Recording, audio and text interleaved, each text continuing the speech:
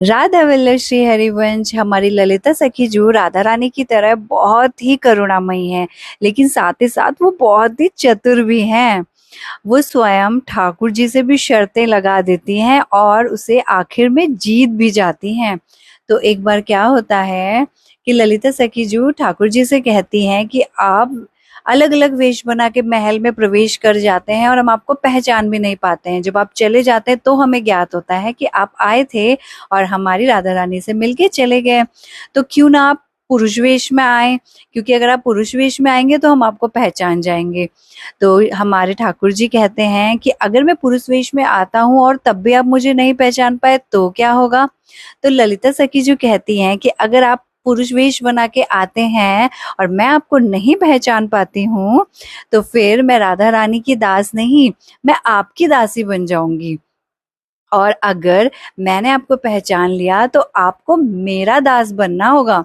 तो श्री कृष्ण मान जाते हैं और फिर वो अपनी रणनीति बनाते हैं कि कैसे मैं पुरुष वेश बना के महल में जाऊं। तो वो अपने सखा से परामर्श लेते हैं। तो उनके सखा उन्हें बताते हैं कि बरसाना में जो भी महिलाएं हैं, जो भी गोपियां हैं और जो भी सखा हैं राधा रानी की, उन्हें पंडित और ज्योतिष पे बहुत ही विश्वास है। वो अंधी भक्ति में पड़ी होती हैं। कोई भी ज्योतिष आए तो वो फटाफट से भाग के दौड़ के उनके पास जाके अपना हाथ दिखाने लगती हैं और अपना भूत और भविष्य जानने की उनको बहुत इच्छा होती है। तो आप अगर पंडित वेश बना के वहां पे जाते हैं तो वो आपको प्रवेश करने देंगे।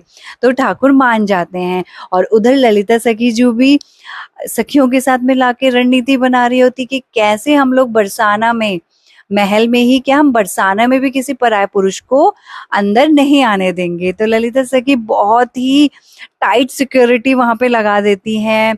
हर द्वार पे अलग अलग सखी की अलग अलग रणनीति बना देती है कि कुछ भी हो जाए पर हमारा ठाकुर एंटर ना कर पाए। तो फिर ठाकुर भी जाते हैं और अपना पूरा पंडित ज्योतिष वाला वेश बनाते हैं, तिलक लगाते हैं, जनेऊ धारण करते हैं, अपनी पोथी पत्रे लेके वहां पे पहुंच जाते हैं। जैसे ही वो बरसाना में प्रवेश करते हैं तो वहां पे सारी गोपियां आके अपने हाथ की रेखाएं दिखाने लगती हैं और ठाकुर आके उनका भूत और उनका भविष्य बताने लगते हैं।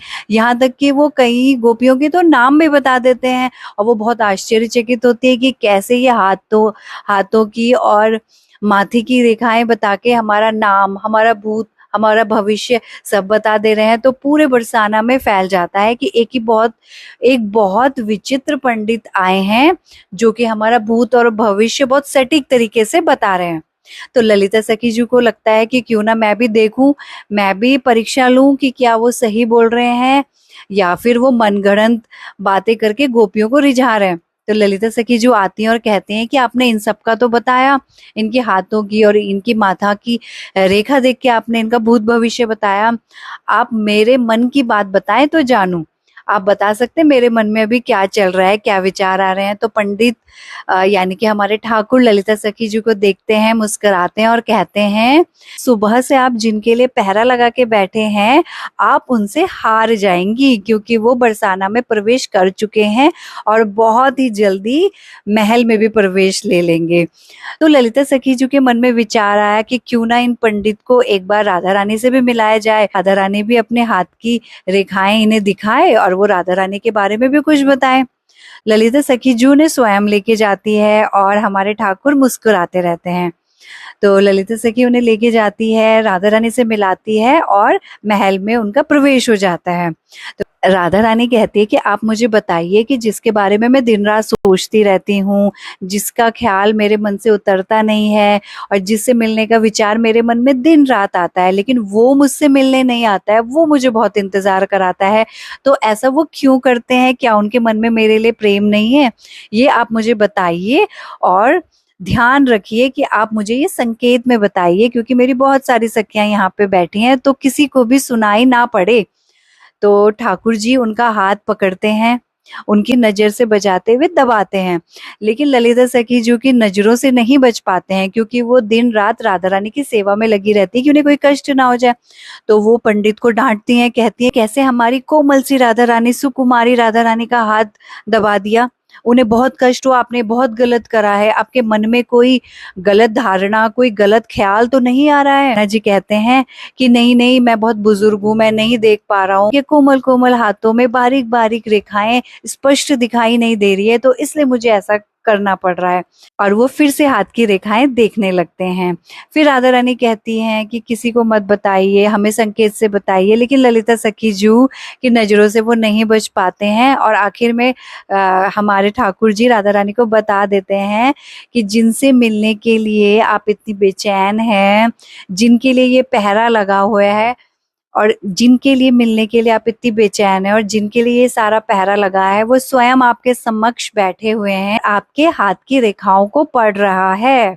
तो ललिता सखी जो कहती है कि नहीं नहीं, ऐसा नहीं हो सकता है, वो प्रवेश नहीं कर सकते हैं। ललिता सखी जी को बिल्कुल भी यकीन नहीं होता है कि जिस ठाकुर के लिए मैंने सुबह से इतना पहरा लगाया, इतना कठोर पहरा लगाया है, वो स्वयं महल के अंदर प्रवेश ले चुके हैं। तो ठाकुर अपनी बंसी निकालते हैं और बजा के सारी सखियों को और राधा रानी को स्पष्ट करवाते हैं कि मैं ही तुम्हारा ठाकुर हूँ, मैं ही बंसी वाला हूँ और मैंने प्रवेश ले लिया है।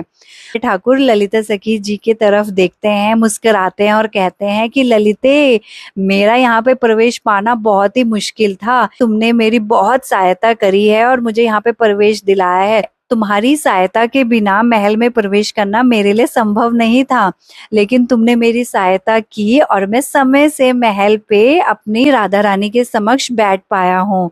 ललिता सखी जी ने अपनी चालाकी से उनकी यही बात पकड़ ली और कहा, देखा, हमारी मेरी हार नहीं हुई है, हम दोनों की जीत हुई है, वो भी आधी आधी, क्योंकि स्वयं आपने अपने मुख से ये चीज को स्पष्ट करा है कि मेरी सहायता के बिना आपकी जीत असंभव थी।